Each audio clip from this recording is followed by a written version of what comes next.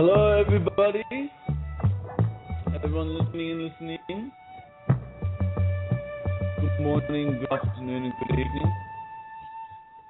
Today we're going to have an interesting show on the Remembering. We've got Robert Fletcher with us this morning and Darius Wright, and also a bit of Bob from last week. But I think we'll start today with Rob and how he's doing the course and the procedures he's concocted and that sort of thing. Darius and Rob, can you hear us? Yeah, I can hear you. Yeah. I can hear you, brother. How are you guys? Doing good. Pretty good, bro. Yeah. And we've just got James, who's walked into the studio as well. How you going? How you doing, James? Not bad yourself? Pretty good, brother. Pretty good. Darius, how have you been? I haven't been doing the disappearing act. Oh yeah. I had like a little crazy week. Phone got shut, so I wasn't able to do the last radio show. Wow. A crazy week, but a good week. I have a lot of stories to share. Yeah, but awesome. I'll go right into Beautiful. So what happened? Because when I first saw the Oklahoma tornadoes, I was just like, oh no, wasn't sure which way they were going to go. But how's that all unfolded down in the States? we didn't. I didn't get anywhere I'm at. Yeah.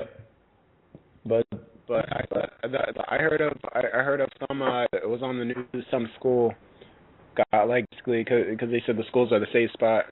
Basically got hammered. And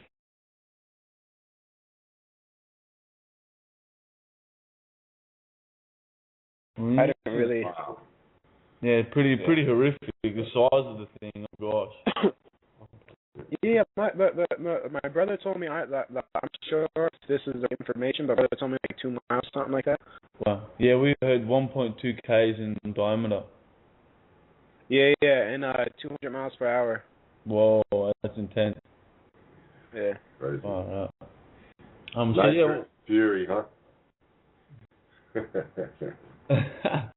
So what did you have to share? Anything you'd like to sort of bring to the table this morning? Well, yeah. Actually, last week we were going around. It was me, my brother, and my sister, Johnny, and a couple of our friends that I just met. Well, we're going around and we're talking about, we're passing out flyers about the foreclosure of the banks and corporations worldwide by the Oppt on December 24, 2012. And we were sending these around to everybody on the streets because there was a festival going around the square, which is in Wilkes-Barre where I live. It was like a big festival, and we had I printed out 200 copies. We passed out about 175, and wow.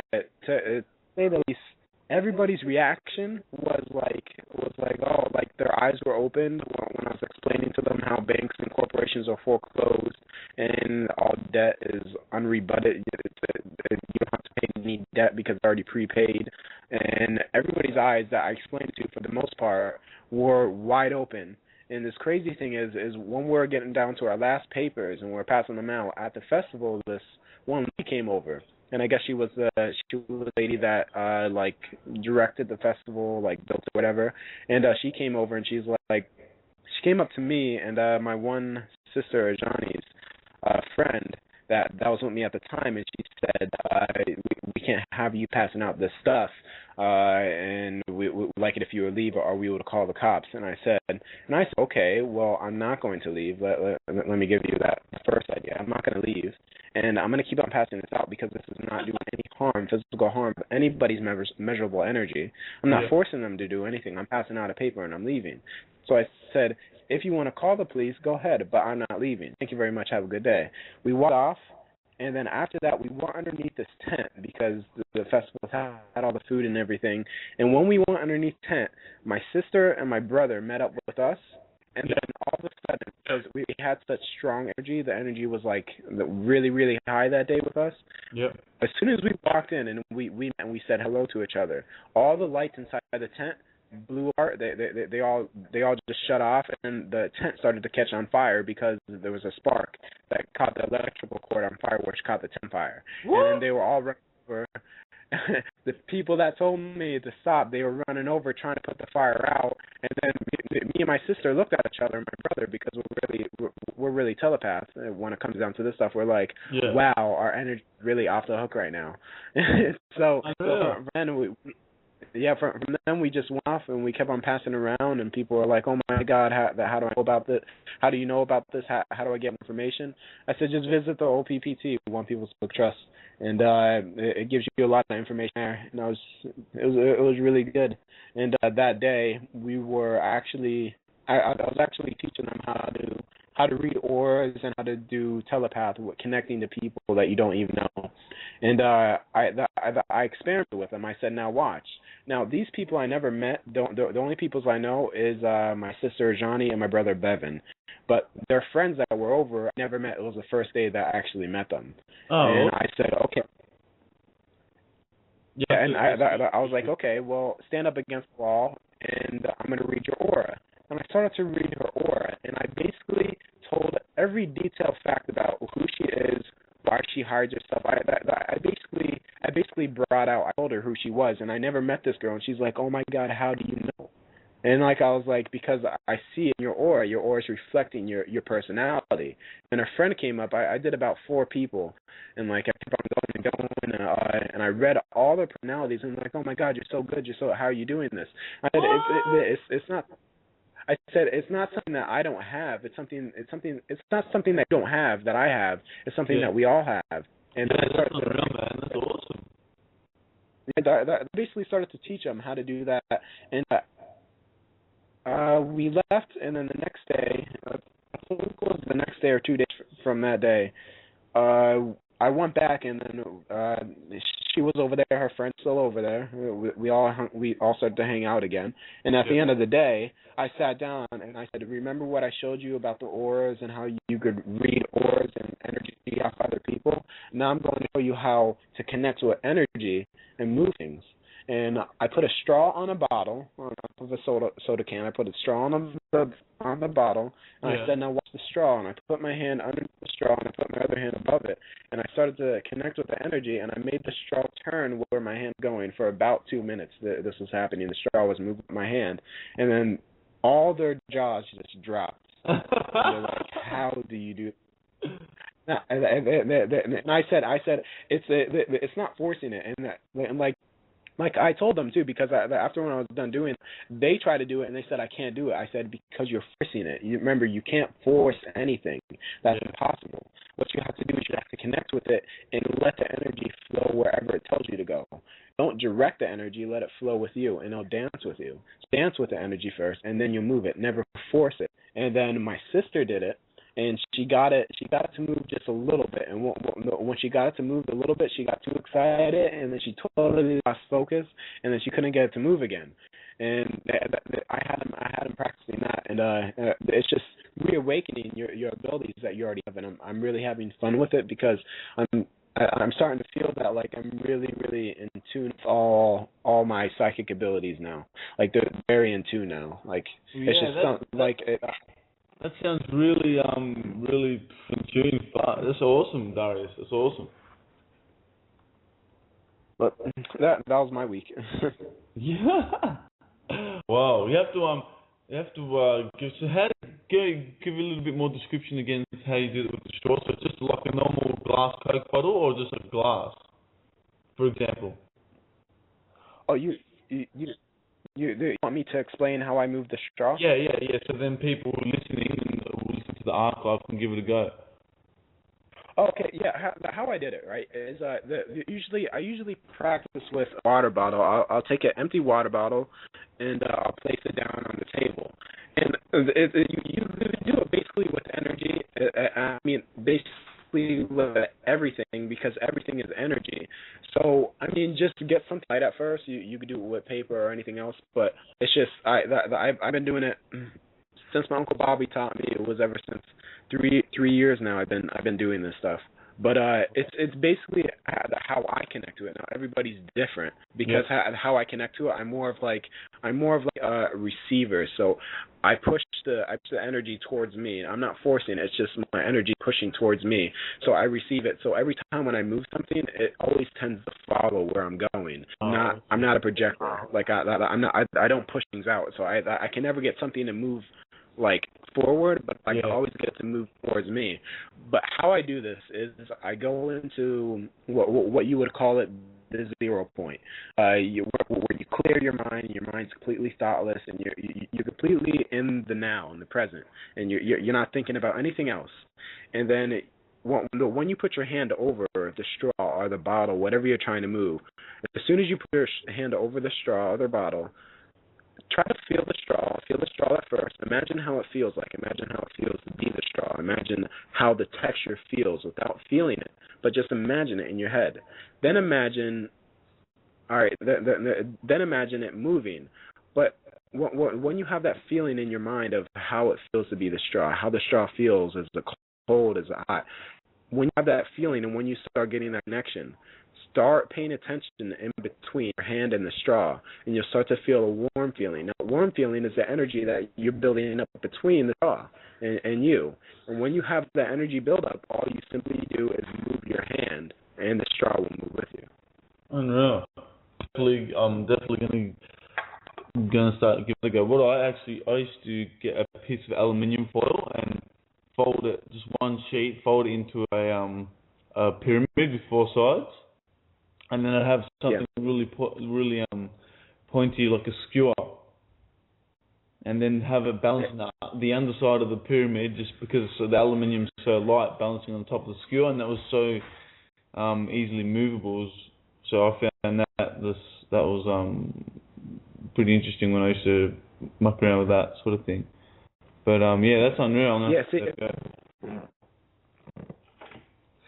There was another incident I did this too. This will go back when I was living with my mother, when I was through an awakening and everything, and she was asleep, and big chaos, big energy conflict. But when I was with my mother and she didn't believe any of this stuff, I just came back from a Reiki class to learn how to heal people with Reiki. I'm certified degree number 2 in Reiki. So what I was doing when I was practicing the Reiki class, we got our energy. Basically, our energy was really, really high that day. And I came home that day, and my mom was basically standing, and I said, "Watch this." And I put the straw on top of the bottle again, and she videotaped it because she couldn't believe it, and she was sort of shocked. And I had my hand because the energy was really high that day, so I was I just felt good that day. So I had my hand about a foot away from the straw, and I was making it move so fast that it just spun off the bottle. And she had it on her phone. She tape recorded it, and then she sent it to her friends. And then her friends were like, "Oh, I want your son to do Reiki on me. I'll pay him," and all this stuff. And that's when she showed her boyfriend. And then he sort of just flipped out saying, "Oh, devil child." You know what I mean? But that's unreal. Well, definitely you're going to have to send me a video to me as well. I'm going to have to definitely have a look. I'm going to be trying that as well.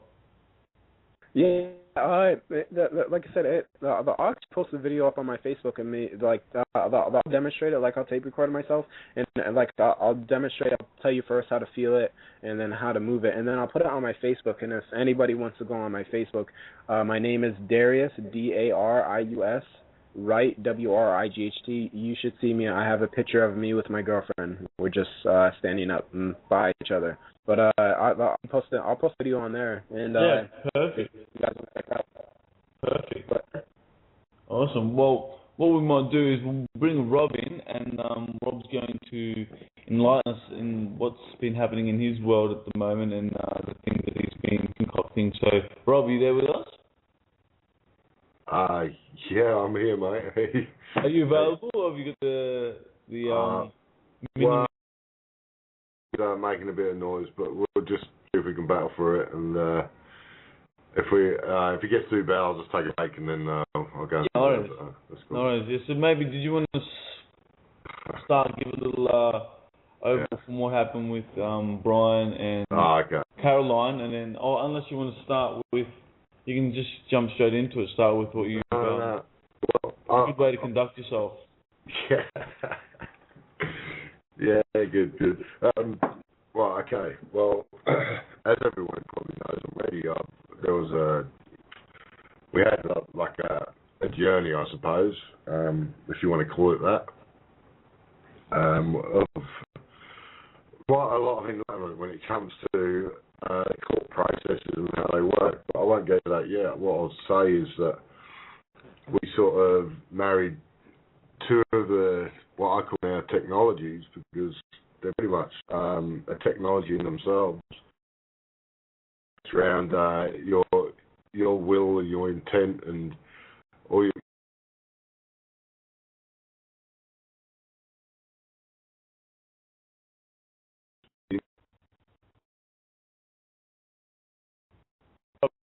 words are angry. You can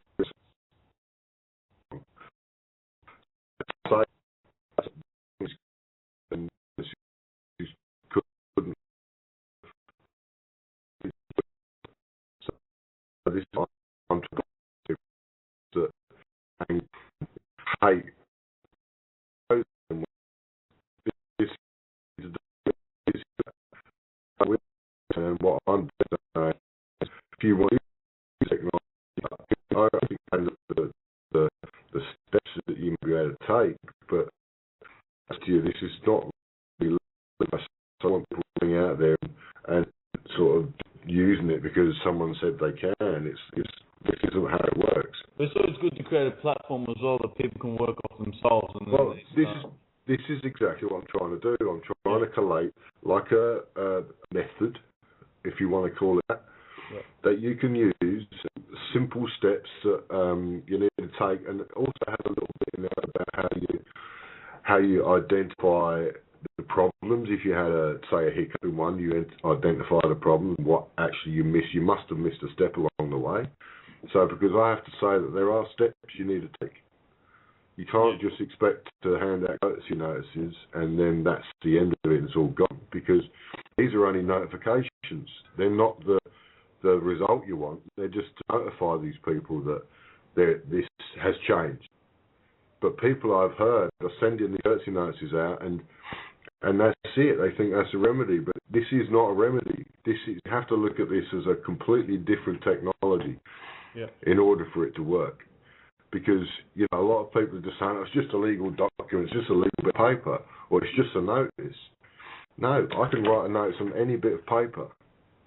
And if I have all the intentions I want that end result to be, I'm telling you, it works. You ask for help in this situation, it comes to help. Because if you're trying to do the right thing and be true to yourself, and you're struggling with the result that you want, I'm telling you, things come.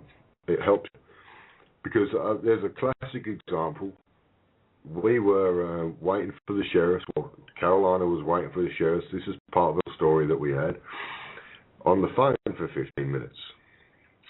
In the court. Yeah, she asked, can I phone the sheriff's office? So she got on the phone, and she was on the phone 15 minutes. And lo and behold, while she's on the phone, two sheriffs come to the front of the court as they're walking in. These aren't the sheriffs that she's phoning, see? Because if they were, she wouldn't be on the phone, so they're coming right now. So these two, by chance, whatever you want to say by chance, I don't believe in chance. I believe that this is meant to happen.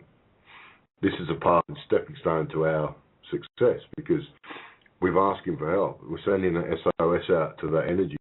The energy is there to help us, not to hinder us like they like us to think.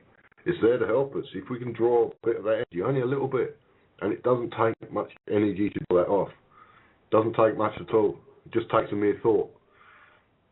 That's all it takes. Thought. Totally agree. Synchronicity.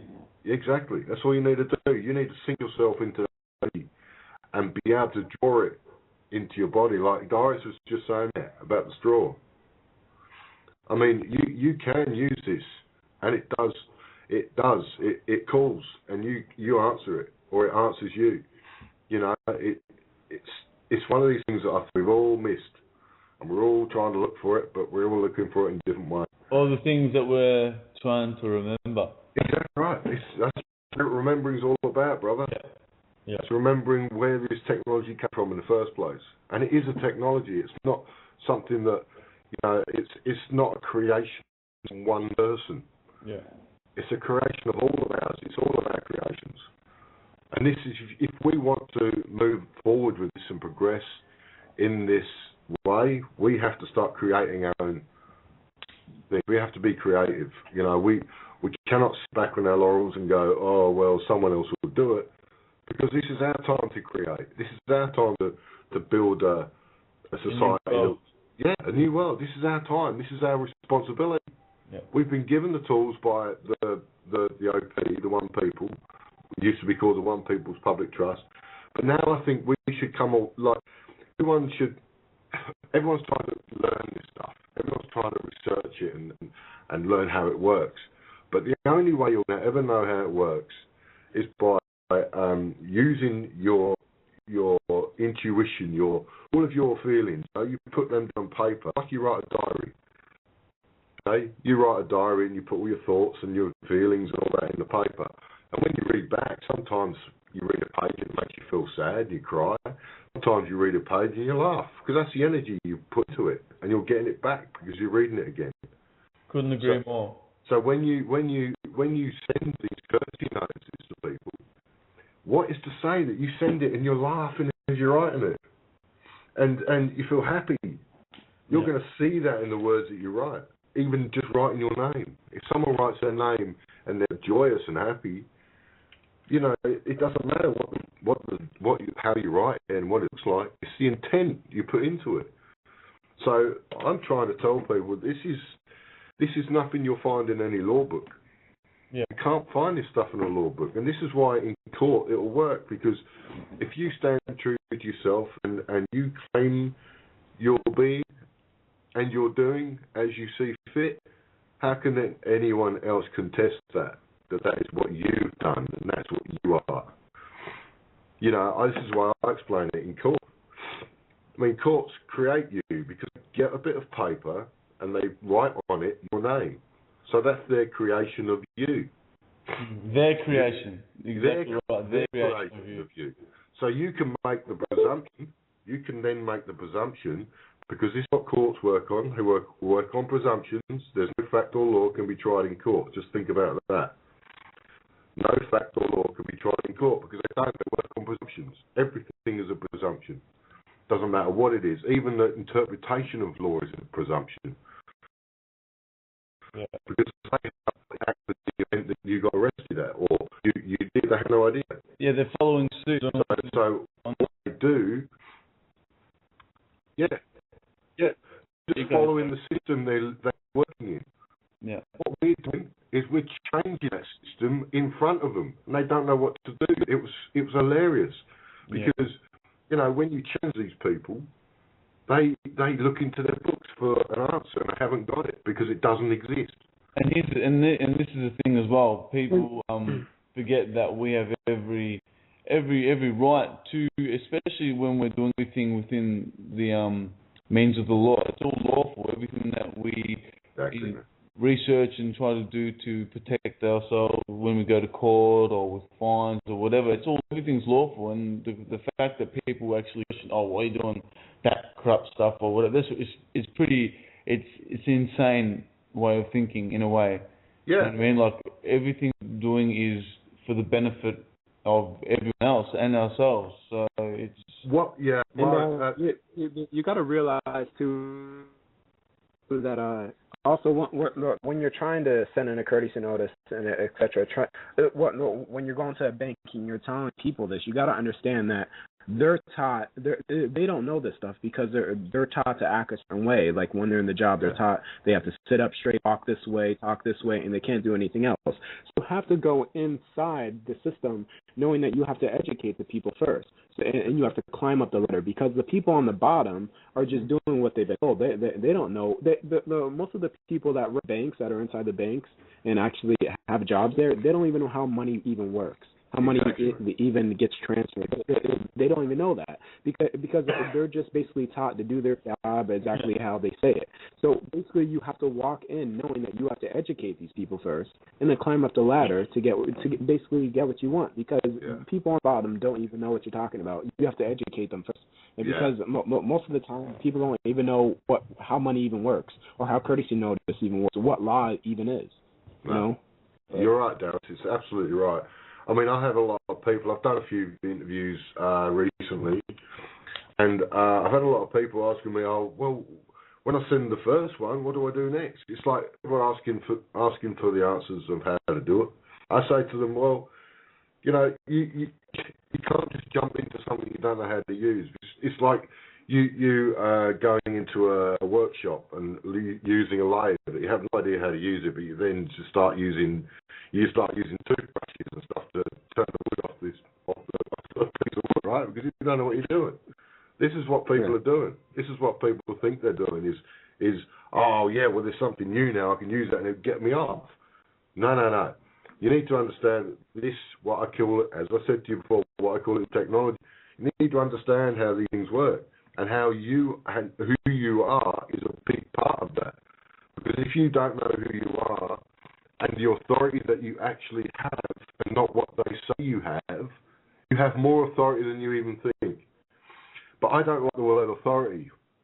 And I don't even like the word power, because these are old words in the old paradigm. We need to start inventing and creating our own vocabulary. I'm not talking about, text vocabulary. I'm talking about the way that we want to communicate and be careful the way we use our words. Exactly. Yeah. We can't just throw words around like people do today. They throw these you hear the legal people, they throw these comments around like they're sort of they mean nothing. I mean, words have a powerful effect if you use them in the right way. Your letters, your writing, everything has a very powerful effect if you use it in the right way. Exactly. There was this one video that I seen, and you brought it up in my mind. There was this blind guy, right? And it was a video. It's a video on YouTube. I'm not exactly sure what it's called, but there was this blind guy, and he said, "I'm struggling. I need some change." And everybody walked past him when he had this written up on a cardboard box. And the video, I think it's called "The Words Have Power" or something. The power of words. But this guy had written on the box, like, I need money, I'm struggling, something like that. People just walked past him. Maybe you'll get one person that dropped, like, a penny inside the box, and, like, people just walked past him and ignore him. And then this lady came over, and then she wrote inside the cardboard box, flipped it over, and she wrote, "It's a beautiful day outside. It sucks I cannot see it." And then everybody put money in the box because words have power. Words are very powerful, the way that you use them. So if you're using words in a certain way, it may not have an effect on somebody, but if you switch your words around and actually put meaning inside your words, then you'll have a powerful effect, whatever it is you're trying to do. Yeah, I don't think people quite understand how by forming your sentences and your words in the right way will actually not influence people's disadvantage, but influence people to the advantage for themselves, because they can hear the intent, the love, the energy coming out of your words. It doesn't matter what you say. It doesn't matter what law book there is out there. It doesn't matter what pages or letters or writing, whatever is on there.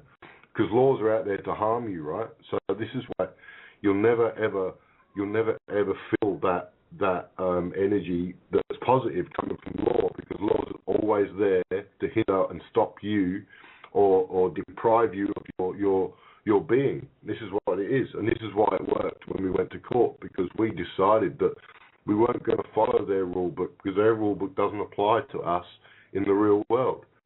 So I'm at the moment, this is quite exciting for me. I've never actually done anything like this, but I'm actually trying to come up with a pamphlet or maybe even a little manual, just pointing out a few basic facts about. And I would say they're facts, but to someone else it might be an opinion. Someone else might be wrong. I don't know. But to me, I look at it this way.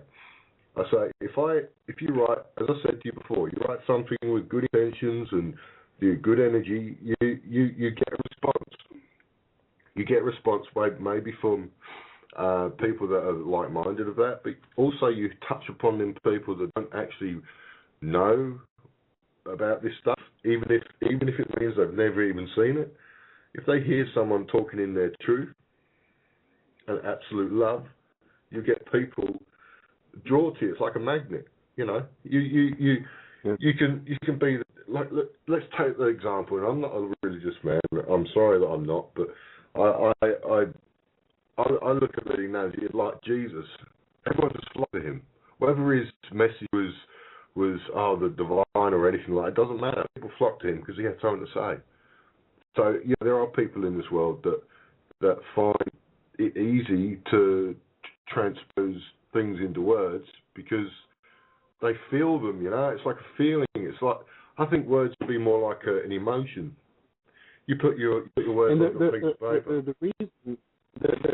The reason why they killed him is because he knew who he was, and he remembered. When you know who you are, when you go into court and you know who you are, and you know that all the other stuff is just rubbish, basically, and you know who you are, you're considered dangerous. Yeah, they can't touch you. They cannot touch you when you stand in that power. They cannot touch you. There's nothing they can do to you. And this is where I read, and I've got to say, this is where I the one people, because together they are very, very powerful tools, very, very powerful technology. Because on the one hand, you're saying that I am me, and on the other hand, you're saying you've always been you. Doesn't matter what they say about who they've written on a piece of paper or who they presume to be you. The IP has given you that because you've always been that, and the system gives you that because they say that they allow you to be that. What you have to do is you have to take that away, that authority of theirs away from them straight away. You take it away from them, and it's very easy to do. And the one thing I will say, and this is my thing I will do in court, if the judge says to you, is you, Darius, right, or Emilio, Testa, or anything in the court, and you say yes, that is straight away, that's your acceptance of their terms and conditions in their court. So it means you're privy to all their laws. Usually when you go into court, they're assuming their assumption is that you are the trustee, public servant. Well, when you go to court. When you go into court, you have to as soon as you walk in there, you have to say, well, I'm not the trustee here, so it must be one of you guys. Because I know that you guys are playing three-man act right here. So if the trustee isn't me, then who's the public servant? And who's here to claim my awful rights? To a very simple way of doing it. He'll say to you, is Mr. Darius present in the court? Mr. Darius Wright present in the court. You just say, yeah, I'm the man in regards to this case. So instantly what you've done is you separated your straw man, what they say, to the real man. So, and now you've got two people in the court. Because he's sitting up there saying, hang on a minute, you know, you're Robert Fletcher, because that's his presumption. So what you do is you're saying you're killing your straw man in the court. So he can't now proceed because he needs permission from you to accept that. That's his permission to hear a case on regards to your straw man, on behalf of your straw man. So what you say is, no, I'm the executive beneficiary of that estate, Mr. Robert Fletcher, and I'm here in regards to that case. So what you've done is then said, well, you created that person, that piece of paper, but now I'm standing here in front of you.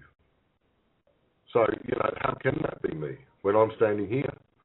You created that. That's your creation of me. So how can then that be me? Only my creator can create me. You can't create someone because you're a man. You're equal to me. If we look at this creation thing, then every man is made equal. But what we've got today is men making laws for men. So who gives them men authority? Is it the creator? Is it their authoritative right from the creator to rule over you? No, because the only person that has that right is the creator himself. So the argument there will kill everything they're going to say to you dead within seconds. You'll be out of court within 3 minutes. Because there's no way they can claim a right of ownership on you, because that means then their admission is then you are a slave to the system. So at the end of the day, I'm a slave. No, I'm not a slave. No, but you know what I'm saying? You know what I mean. You know, that's what they're saying. That is exactly what they're saying, brother. Yeah, I know. You know, they won't admit that, you see. So you stating these simple terms as simple statements, they can only cease and desist in their action against you because they cannot contest it. There is no contesting the facts. Yeah. You are creation of the Creator. Mm-hmm. He's trying to say that because he created you, it means you have to come to court. You have to do as I say. Yeah. All right, well, bring it to me. Another thing they do when you put these things to them is they like to punt it off to another judge and they dismiss it to a later date. Well, then you say to them, well, actually, you know, I've got a problem with that. You know, because you haven't identified who's in court. So how can then you hear another case with someone you can't even identify being in the court? So there's no one there. They're asking the dead person to go to court. We got a question. Someone asked a question in the chat. It said, if you are the beneficiary, who becomes the trustee, the judge or the one people? Well, no, hang a minute. You have to realise that the judge is a public servant, so he has to be the trustee.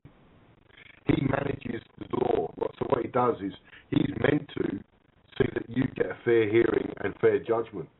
But what they've done is they've usurped it. They've called themselves the beneficiary because you don't contest it. It's a presumption of law. If you don't contest the fact that he isn't the beneficiary of your estate, then the presumption is that he is. Then you have no grounds to win anything because you're sitting there as a broken winged bird in the corner, going, "I'm sorry, sir." Yeah, you see that most of the time too. I've seen it multiple times being a lot of people. Yeah, you need to go in and stamp your authority, but we understand is the judge and the prosecutor are one and the same. Yeah, they work for the same people called the government.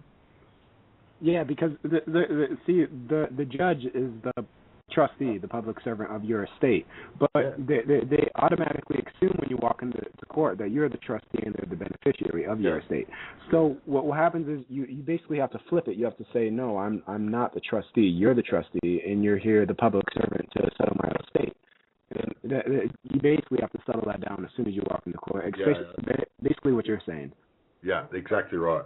If you don't do that and you go ahead with the case, then you've got no way of winning. Because you've accepted, doesn't matter. If he gets to say one more word after what you said, then you've lost. You've said something wrong. You've missed a step. You have to go in there and you have to stamp your authority and say, look, you have no lawful right you have no legal claim over me, or you have no proof of claim over me. So how can you then pass judgment on me? Because if he's a public servant and he serves you, how can he then pass judgment on someone who's actually meant to be his boss? Because this is what we are. We have to realise that we are the authority in this country or this world or this planet, not these people that are actually one thing that you have to. One thing that you have to understand is when they say if any authority or if you're in court or authority says, do you understand? If you say yes, what you're really saying, I stand under you. So what you're supposed to say is, no, I don't understand. And you don't understand that you're here and you're whatever their terms and conditions are, whatever they're telling you. If you say, yes, I understand, you're saying I stand under you. Basically, you create a verbal contract with them to do whatever, they can do whatever they want with you. You create a contract between them by saying yes. Exactly right. And I was going to touch on that. It's just the fact that you have to realise the terms they use in court are not how you think they use them outside of court. They use these terms because they trip people up all the time. You know, you say, oh yeah, mate, you understand, don't you? That's what a policeman would say. He'd be nice and off the cuff and he'll be really friendly with you. And as soon as you say yeah, it's like, right, now I'm going to start railroading you. So exactly. Yeah, we just need to know that, you know, when you're in court, it's the one must, and it's a must. It's a must. You need to go in there as you're being. People say to me, oh, well, just by going into court or contract. No, if you go into court as the little broken wing straw man, right, then you're going to be that person that goes to prison. But if you accept, it's like accepting an invitation to a party.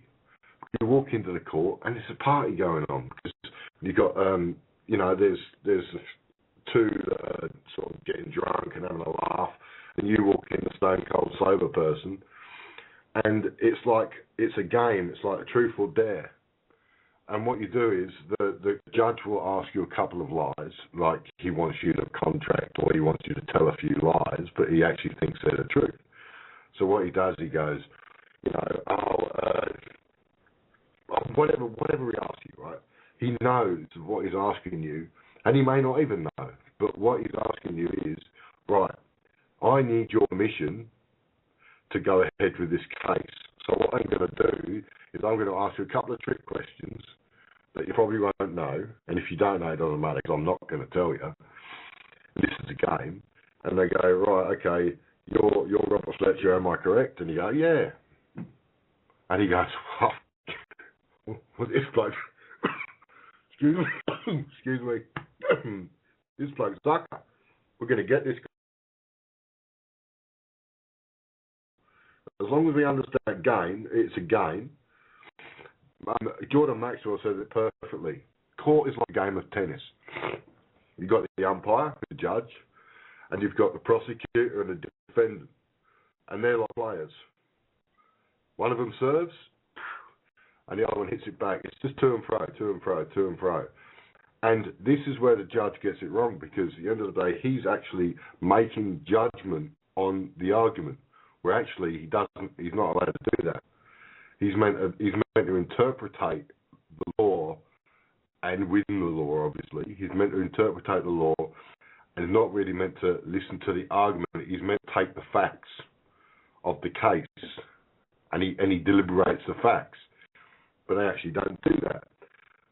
They look and they go, oh well, he's had a better argument than him, so I'll give him the judgment, right?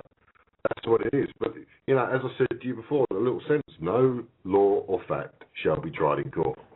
If you look at it like that, and you look at that little sentence, it's actually very true. Because as I said to you before, it's all presumption. Presume everything. And until you can test anything they say, it stands. You know what I mean? And this is why I love the OPPT, is because they filed them filings. No one said anything about it, and it stands. This is what I'm saying about the judges. You haven't sat for ages. You've been in court 15 times. You'll still be that person until you stand up and say, no, I'm not that person. But don't ever say no if he asks you, but okay, so Robert Fletcher's not in the court today, or you're not Robert Fletcher, and you go no, then you got a problem. That's something you shouldn't do, because you got a problem. Because they're saying, "Oh, you're refusing." When you say I'm the beneficiary of that name? You just state this. I am the man in regards to this case, because you're now then saying you're the man. You're not the number or the piece of paper. You're the man. But it doesn't mean you're refusing that he's saying that that's you. But you're just not verbally communicating it in court, because that's what they need, because it goes record, right? If you say, someone's always typing it, right? If you say, I'm the man in relation to this case, then what you're saying is that I do not accept your terms and conditions or your contract in this court as the straw man. I only accept it as the man standing before you. And you watch, it would get kicked out of court within a second, because he cannot get your permission. And this is what they're asking. And this is what a lot of people seem to understand. And this is where the judges sometimes they'll get very mad, because I watch stuff. I watch these videos where people will say this, and they would get so mad, and they'll be like, "Are you?" And they would start yelling, and then they'll walk out. And then the guy would say, "Okay, well, the judge has abandoned ship, and that's it. Accept it." That's it. But that's what you want, but you don't want the intention of making him mad because you want to get a rise out of him. You're drawing all of his negative energy out, and you're showing it for its true colours. That's what you're doing by doing this. It's easy to do. If you stand true to yourself, and you don't start shouting, you don't start bawling, and you don't start throwing accusations at people, and you're collected, people can't handle that. Because it goes in your favour. It goes in your favour as well. It does. But believe me, right, with these two technologies working together, you are unstoppable. A lot of people will just say, oh, yeah, but you're talking rubbish. All right, you try it. Try what I'm asking. I'm not saying go in and do it, because at the end of the day, you need to know one fact here. How to conduct yourself. How to conduct yourself, and you need to know who you are. Yeah. Because this technology can only work with them two things on side. Rob? Yeah. Darius, what I'm thinking is I've got Bob with us, so what we'll do is we'll continue going with where we are, but we'll just go over time because everyone can still tune in and listen to the recording. So, so there's no time, so we'll just go with the flow and we'll bring in something very interesting in relation to the courts as well. So, bring that in a little bit later. But continue, Rob, sorry. I'm just saying that, excuse me, I'm a bit sick today, by the way. I don't know what I picked up. Anyway, I was just trying to tell people that, look, this isn't something you can just jump into. You have to go out and you have to reacquaint yourself with yourself, right? You have to do that. Yeah. Because there is no it's no book you can read, as I said. There's no rules or regulations to this. But what you need to do is you really have to understand who you are and understand why you make the decisions you make.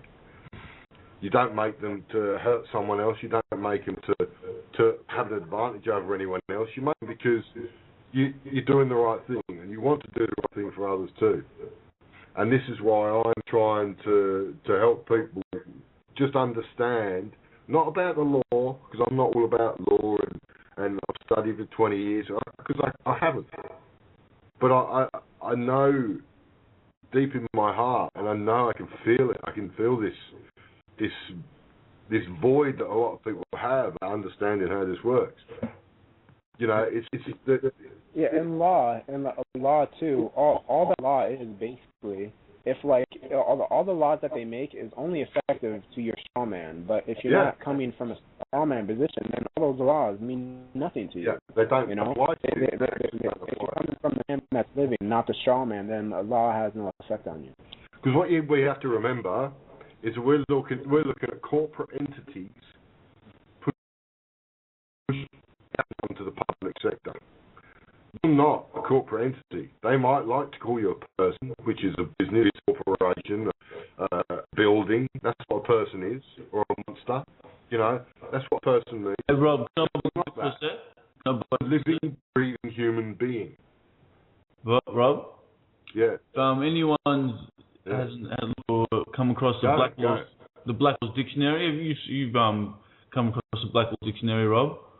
Have a look at anyone listening in wondering about the true definition of person. Check out if you can get your hands on a copy of the Black Law Dictionary and look up the person in there. It's quite different to the dictionary that we get by the schooling system. So there's all different types of language, as you know that. Yeah. But as I said, these languages, the technologies, they're all technologies. Yeah. If we understand how to use our languages and how to form all our words and communicate better with people, man, this world would be just an amazing place. People are creative. They'll be innovative. There'll be things just popping up that no one's ever even experienced before, because you're able to verbally communicate it in a way that just people understand, just like that. Yeah. There'll be none of this. Oh, but what about this? How would this work? Do this? How would that? Because all these words are I think, inhibitors for our development. Or the who, why, where, and why. Because these sort of questions will end up being irrelevant. No, these sort of explanations on things will actually end up being irrelevant, because the way we communicate it. You won't have to ask, but how does it work? Because if you communicate it in the right way, the rest just comes easy to people, because you're able to give them the tools within one time of that interaction. Yeah, you don't even have to you don't even have to follow a certain guidelines. It's just even just when you're finding out exactly how it operates, then you sort of start learning from that, and you naturally conduct yourself within the truth and how it all works. And then those truthful questions, they're the ones that sort of battle the judges, and then it creates a totally different scenario in the courtroom. Absolutely. Yeah. I mean, people, they want you to be in that negative, fearful state. Fearful state, exactly right. But when you go in there with your oozing your energy, I mean, you've got this aura, it's like just bouncing off the walls. Yeah. You know, these people, it's like the Patronus charm in the Harry Potter movie. It's like these people will be bouncing off it, and they're like, oh my God, I know what I'm doing. Well, that's kind of like when I got arrested not long ago, and I got taken to the station in the interviewing room. They couldn't figure out why I was happy and like I was very thankful for the experience that they were putting me through. And they were like, well, don't you want to leave? I'm like, no, I haven't got much to do today. You caught me on a good day, and I was here just talking with them and explaining different things. But yeah, they're a little bit blown away that I was actually happy to sort of be there. But But what I might do before the show ends is I'll take a little bit of a sway like the last show, because we have Bob here with us. Okay. And what we were discussing, what we'll get into, but what we're going to start with is going along the lines of what things going etherical now, what happens with in courtroom scenarios as well, that there are very negative entities, as we know, dwelling, whether it's here or in other densities, whatnot. But James who's here with us as well, had some pretty full-on experience with, shall we call them, shadow people. I'm not sure if anyone here listening or tuning in has had any experience with the feeling of someone's around you, or you can feel a cold wind, or actually being held down physically by whether you can see like black shadows. Yeah, Darius? No. You're saying getting held down. I had this weird experience when I was sleeping. I was sleeping, right? Tell me if I should stop, because I don't want to go over and then everybody. No. We're gonna go over anyway. We're gonna just continue, so then it'll continue being recorded, so it's all good. Okay, but when I was sleeping, right, I was sleeping out in the living room, and I was sitting on the couch. The weirdest thing happened to me that night. When I was sleeping, right, like all of a sudden, like I wake up in the middle of the night, and like I'm still sleeping, but my body's paralyzed because I'm in that state of out of body experience when I'm about to go out my body, and body's paralyzed because my body's sleeping, but my consciousness is still awake. Yep. So as I was in that state of coming in my body, I felt a pressure right on my back, and it was pushing me into the couch. It was pushing me so hard, and I was trying to scream, and all that was coming out was like I couldn't say anything.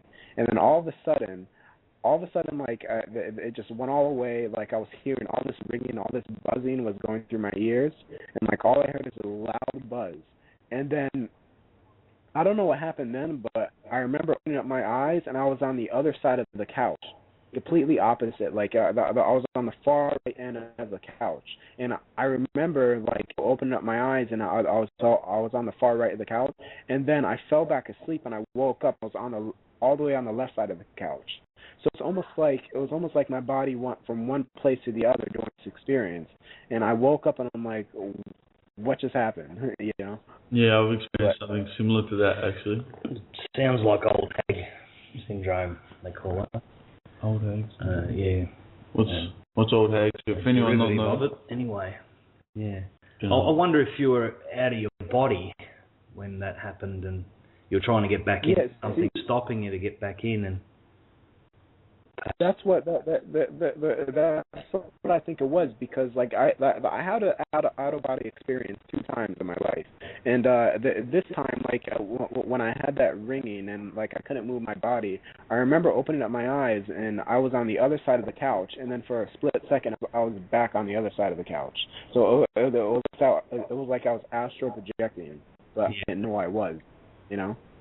Well, the buzzing or a clicking sound, something like that, is often attributed to leaving your body, so that you're drifting in and out at that stage. So perhaps there's a clue there. Well, Darius, what we'll do...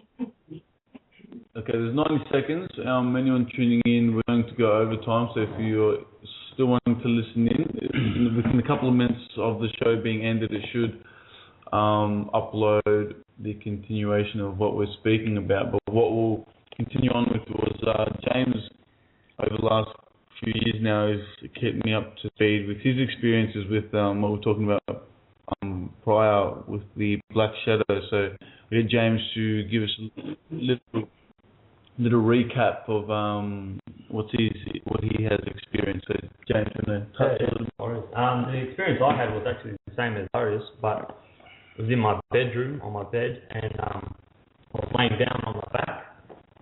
What I actually saw is a black shadow at the end of the bed crawling towards me, and like you said, Darius, you're paralysed, you can't move. I'm trying to scream and shout, but nothing was coming out, and he eventually was crawling and set up on top of me, and he had his 2 fists on my chest, and he's pushing down on my chest, and I could feel the force on my chest, and I'm trying to get him off and trying to scream, and nothing was happening, and he could sense that I was trying to scream, and I just looked at his face, and it was pitch black, and I remember him just looking at me. He put his finger on his mouth, and he's going shh, like that, like can't be silent. Yeah, like When you say he, did you get a good look at this thing? It's a complete black shadow. No face, no eyes. It's a complete black shadow. So it was a silhouette, like a sentient being a two arm. Yeah. It couldn't be like a guy or a girl, or who knows what it would be. But I've had similar experiences as well. I'll just be sleeping, and all of a sudden, I'll just get forces, pushing me against me, or trying to pull me off my bed, and I'm trying to fight them, get away, get out of here, and they eventually go away. And this is not dream state though. This is you're awake. Yeah, I'm awake. Yeah. Can I just jump in? Yeah. I remember there was an incident I had when I was very young. Must have been about 7 or 8. Whether I was half asleep or asleep, but have you ever had the sensation that your bed is like moving? Yeah. Like vibrating. Well, I had a violent episode of that one day when I was lying in my bed, and I don't know whether I was awake or asleep, but I woke up, and it felt like as I woke up, just for the last one move, and then it freaked me out for ages. I couldn't sleep in my bed for about 2 or 3 weeks, and I had to sleep in my sister's room. But it was funny because my sister then said one night she felt her bed shaking, so I was freaking out, right? I don't know what was going on in the house or something like that. What you're saying, James, is I wouldn't have a clue. But it's very, very, very freaked me out, and still does to this day when I think about it. It's very, very intense experience. And a lot I have for some reason, I don't know, maybe I have a evil presence in my room or something like that. But for some reason, I cannot sleep on my back facing the ceiling. Every time I do that, I have a nightmare. I'll wake up and I'm facing the ceiling. Every time I have a nightmare, I'll be facing the ceiling. I cannot sleep in that position. And for some reason, I cannot sleep in that position. That's a bug. Going back to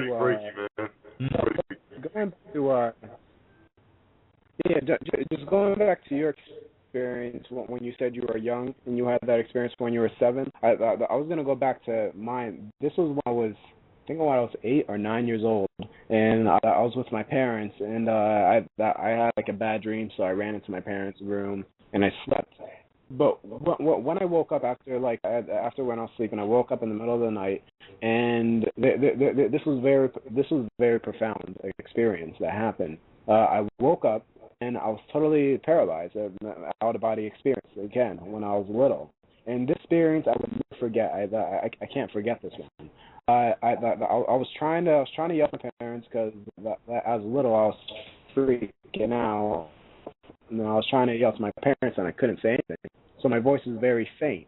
And I looked over, and now right in front of me were covers that my parents pushed off the bed, and the covers were like on top of the shelf, which were next to me. And as I looked at these covers, it morphed into it basically looked like Jesus, and it morphed into him. And then he said, "Welcome to the game." And then I smiled, and he smiled, and I stopped smiling, and he stopped smiling. And then I tried to call my parents again, and nothing came out. And then I just got so scared, I just went back to sleep, and I woke up. And I just carried that experience. So, sounds a little bit. There, you're cutting out a little bit. I can still hear. Sounds a little bit like some of the gatekeepers that you come across when you're dabbling with DMT. Sometimes you come across very, very similar individuals, as we call them. But Rob was going. Bob, was that many Bobs and Robs here? Did you want to touch more on the shadow? I had an experience too. It just jogged my memory. I was on a ghost bust, so we call it, and at an old pub, and the pub was underneath. The pub was used as a morgue.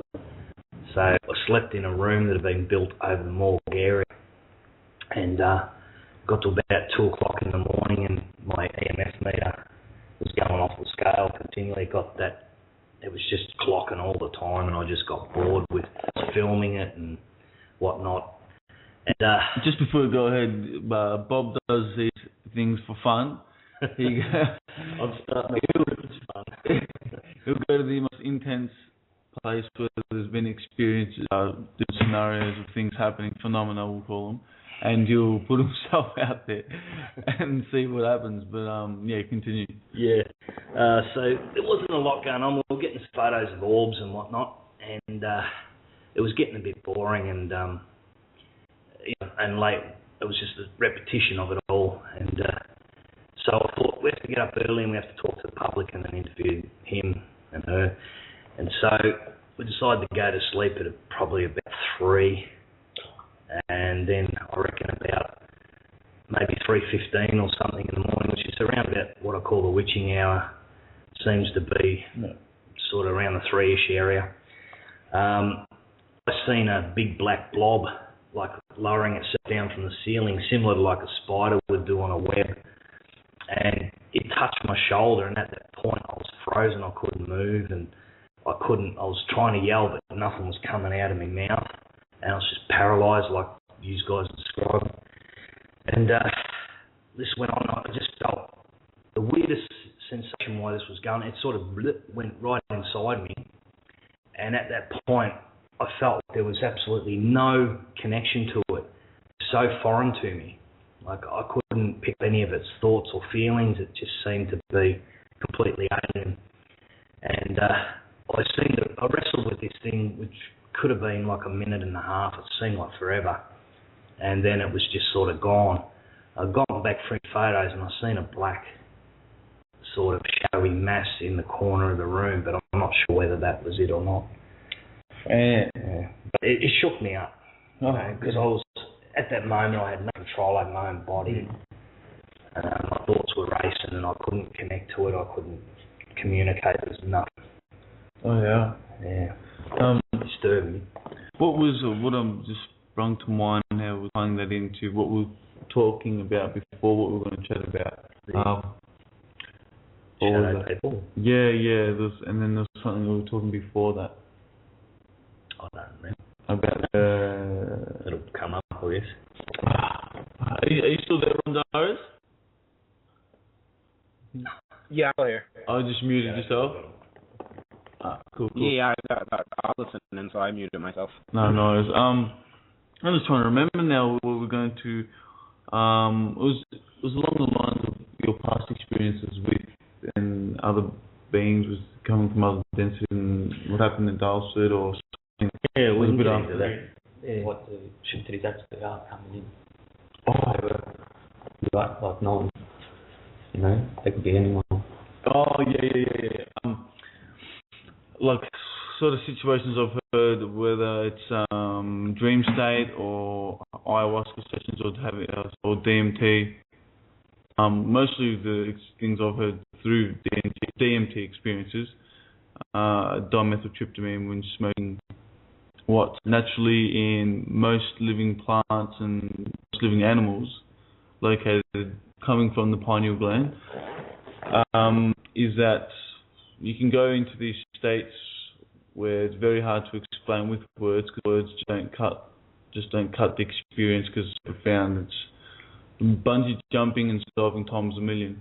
But in these realms, sometimes you can have entities come to and pretty much proclaim that they may be a god, or maybe such and such, they may all be all powerful and that sort of thing. But the thing that I've found is, just because you're in this state of, whether it's the void or the field or whatever they call it, if it's the same thing, that they have full capabilities of lying as well.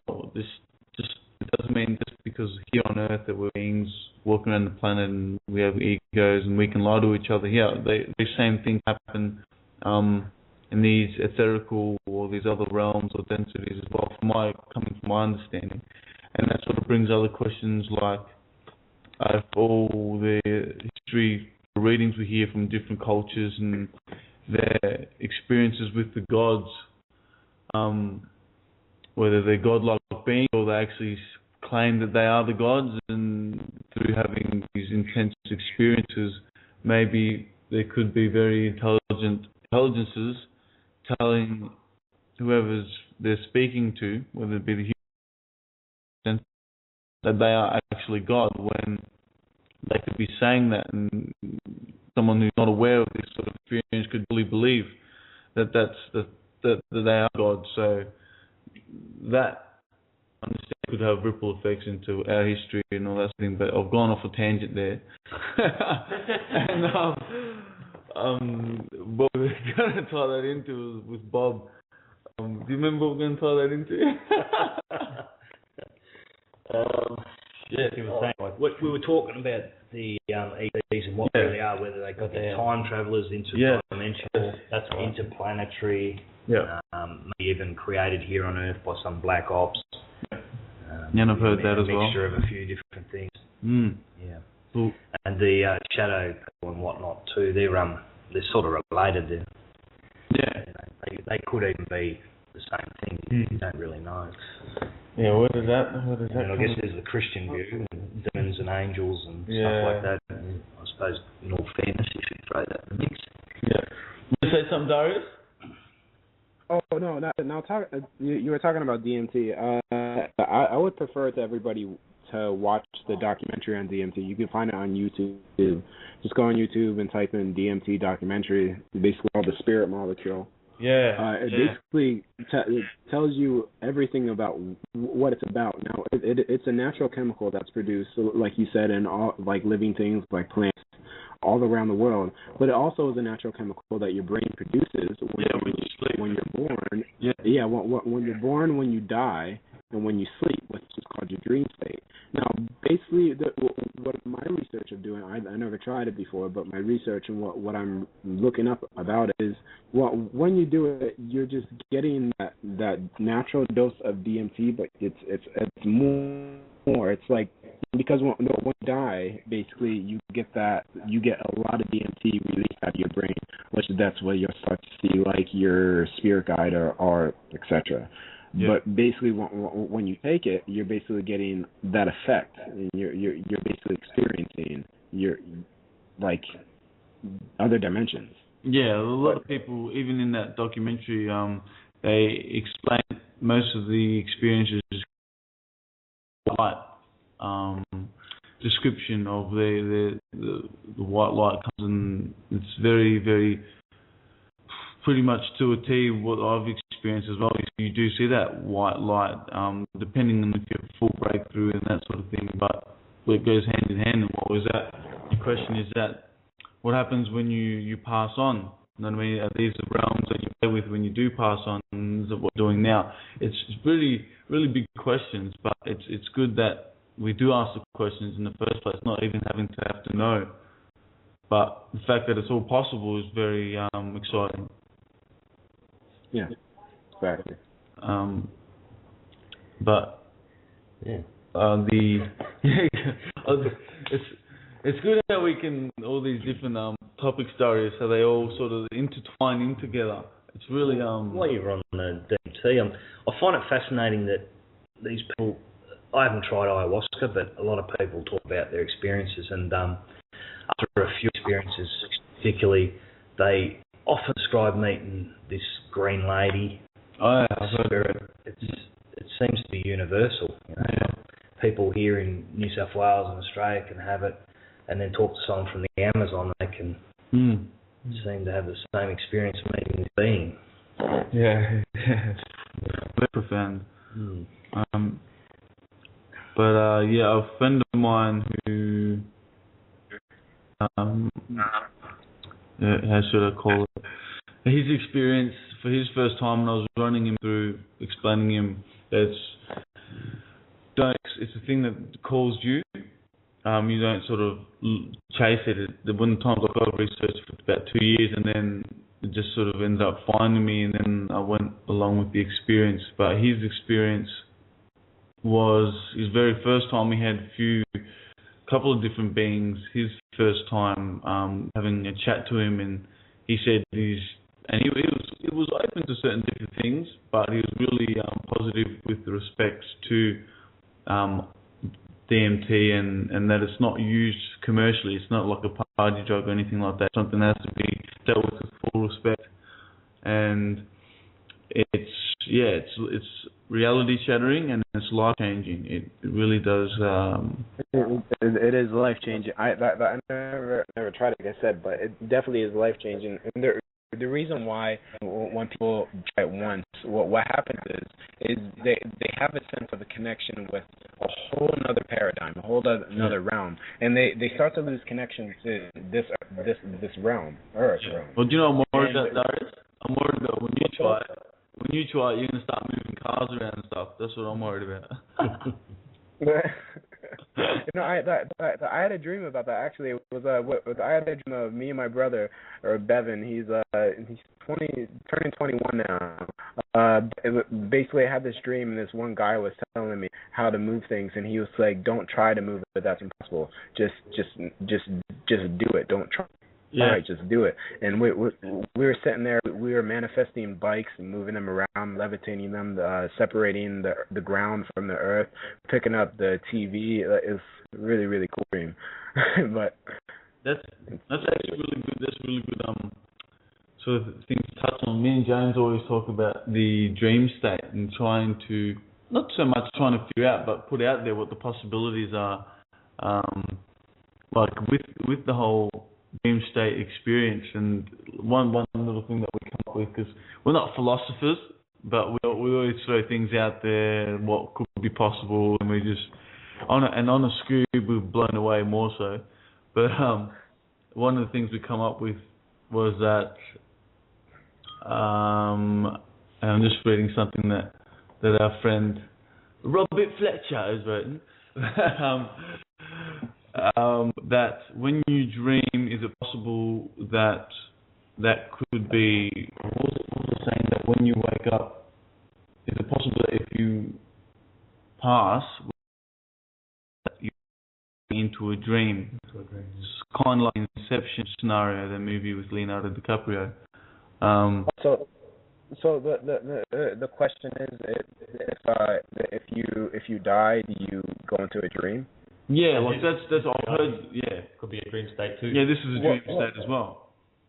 Well, I mean, yeah, that's basically what it is. I mean, because you need to understand the dream world is more real than it is down here. When you sleep, you're dreaming. You're actually manifesting that you are. The dream world is the real world. Down here is the dream world.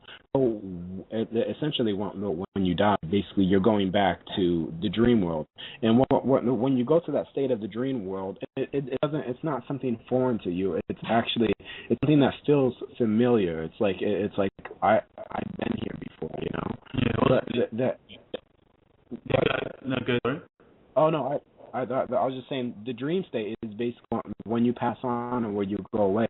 You're basically going back into the dream state, back in what DMT would take you to, or the divine realm. It's basically taking you to that where all possibility is possible. You can manifest anything. It's dream world is it is basically where, and that we're moving into that now. We're moving into where the separation of the old Earth and the new Earth, which already did happen, is the old Earth is separated from the new Earth, and the new Earth is where the dream state is, and the old Earth is where all your natural Earth disasters going to happen, which Dolores Cannon actually explains more about that, if you want to look at Dolores Cannon, separation of the two Earths.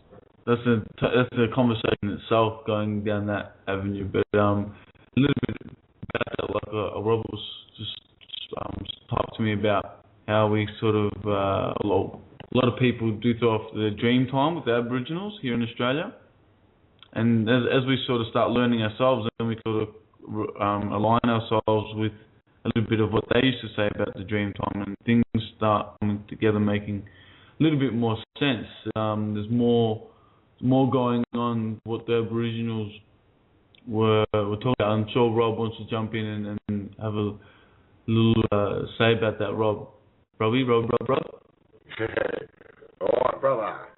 No, I've got.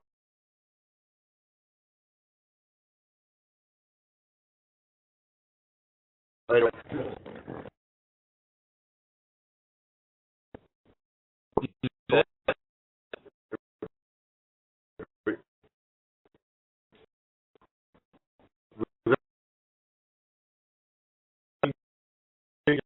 You know, it's like more like to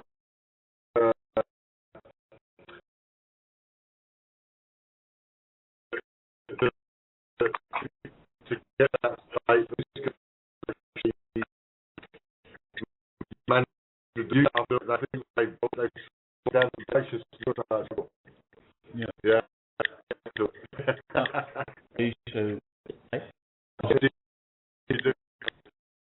That people need to back, and they have a vision of how to see the world and how to review and they go about making massive changes to their life.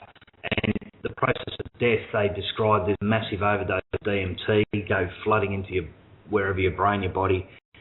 And then when people start DMT, they talk about they have the sort of philosophies and attitude, and the two, definitely two different ways of doing it. One the natural way, and why is that big flood of DMT when you die? Like people say, it's nature's way of being kind, so you can go out tripping, so to speak. I find that a bit silly. How do you pass that information on unless it's through the super consciousness or, however you want to call that? I totally agree. I think that with a lot of this, you hear about these experiences where people have died and they go into the realms of passing and come back and they try to explain it. I believe that happens a lot. I think that happens the pineal gland in your brain is like people say, all it needs is called the gateway around to get through self. And we need to understand that you've just got to look around in ancient sort of buildings. The pineal gland is everywhere. So these people actually knew this was a technology. And we're talking about technology earlier on. All of these are technologies we've forgotten how to use. Yeah. We're looking for jumping, we're looking for stargates, and we're looking for this, and we're looking for that. We've already got this. We've already got this in our brains, in our head. Our head is more capable of doing things you wouldn't even ever believe. Yeah. We couldn't even comprehend it. We've forgotten how to do it. This is why like I said before, everything that you imagine, you like, what would you get that? You're right. Up a little higher. It's true that some people say Land is like an antenna, and they talk about this little tongue, so to speak, comes flicking out and sort of twitches around. Yeah. And the depiction of that on the headdresses of the Egyptian people with the cobble. It's like it's depicted as the pine cone. Yeah, the Vatican as well. It's a massive one. Yeah, they're all over the place. Yeah, and you see this with Mayans, goes back to all of these people. They knew, even the Mediterranean. It goes right back to all of this. Yeah. And this is I truly believe, this is the technology that we have become. You talk about the you need to remember is we are that technology. Yeah. Within us, and we're the key. I mean, that's like I sort of say to people, we're looking to the illumination, all that stuff. Like it's part of the journey, finding out about all that stuff. Another thing they do, I've come across to understand, is that they do want you to research and they do want you to know who they are. And that sort of thing. Yeah. Like you're focusing on them and you're giving them energy, you know what I mean? And you're making them be present there in that form if they actually are even there, if it's made up society or whatever, whether it is or it doesn't really matter. But instead of focusing on yourself and what's going on within you and what you're capable of, is we should be focusing on instead of the exterior and what's going on in the agendas and the people and what they're trying to formulate, blah blah blah. Instead, the focus should be on us and everyone realigning to amalgamate as one sort of. Instead of everyone being fearful from it, everyone's got to work together again. That's the only way it's going to. I believe that you talked about the Illuminati. I believe that the Illuminati use Hollywood as their information tool. Yeah. Oh, I think Darius is still with us. He's got to leave. Darius, you still there? You have to pop. You have to go. Yeah, I have to pop out. I just wanted to say bye to me. But yeah, so I like the conversation that's going on. Let's keep it going. But I'll see you, Bob, and I'll see you. Yeah, good speaking to you. I'll talk to you during the week. Yeah, your name, Robert, isn't it like? I think it's like Greek for Rob, or like Bob is a Greek for Robert. Yeah, I was born Robert. Yeah. Right. Did you ever look that stuff up, like the name translator, like what's the meaning of the name? Like I looked up mine, but I think I came across Bob or something, and the meaning of Bob's name is translated in Greek to be Robert, and it means bringing up light or something like that. But what the name is, but I don't know what my first name is. I'll tell when the cops pull me over. I just say my name's Man. Man. Oh, thanks. Thanks, Darius. Thanks for coming on. Talk to you during the week, and we'll see you next week. I'll see you. Good to see you, brother.